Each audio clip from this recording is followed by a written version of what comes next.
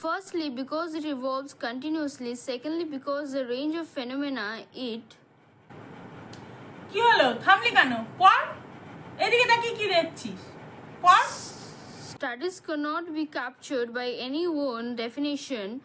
This is even more Hello. true of psychology. হ্যাঁ ঘুরে চলে এসেছিস কবে এলি ভাল লাগলো আচ্ছা আচ্ছা কোথায় ছিলিস রে তোরা আচ্ছা আবার এদিকে তাকিয়ে আছিস পড়তে পারছিস না পড় হ্যাঁ রে মেয়ে পড়ছে দেখ না আর কথা বলছি আর এদিকেই তাকিয়ে আছি ঠিক আছে তোর সঙ্গে পরে কথা বলবো হ্যাঁ ফোন করে মেয়েটা একটু পড়ে নি ঠিক আছে হ্যাঁ হ্যাঁ এই পড় পড় Long time back, students like yourself were told that the term psychology is derived from two Greek words, psyche meaning soul and logos. দিদিকে ফোন হ্যাঁ দিদি হ্যাঁ তুই কালকে ফোন করেছিলি আমার আর করার সময় হয়নি রে এই তো এসে বসলাম মেয়ে পড়ছে বল হ্যাঁ হ্যাঁ হ্যাঁ যাবো কালকে 12টার সময় যাবো তুই থাকিস কি রে তুই আবার চুপ করে আছিস বল আচ্ছা মা, তুমি যদি আমার সামনে বসে পড়ার সময় মোবাইল ঘাটো, আমি তাহলে পড়বো কি করে? আমার কি করে মনোযোগ লাগবে?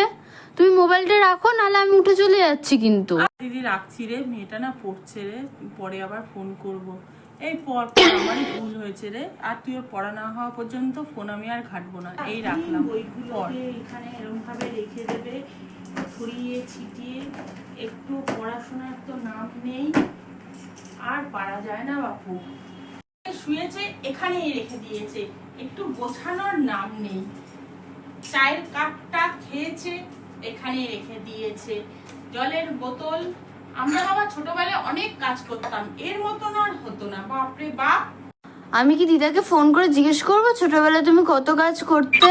রে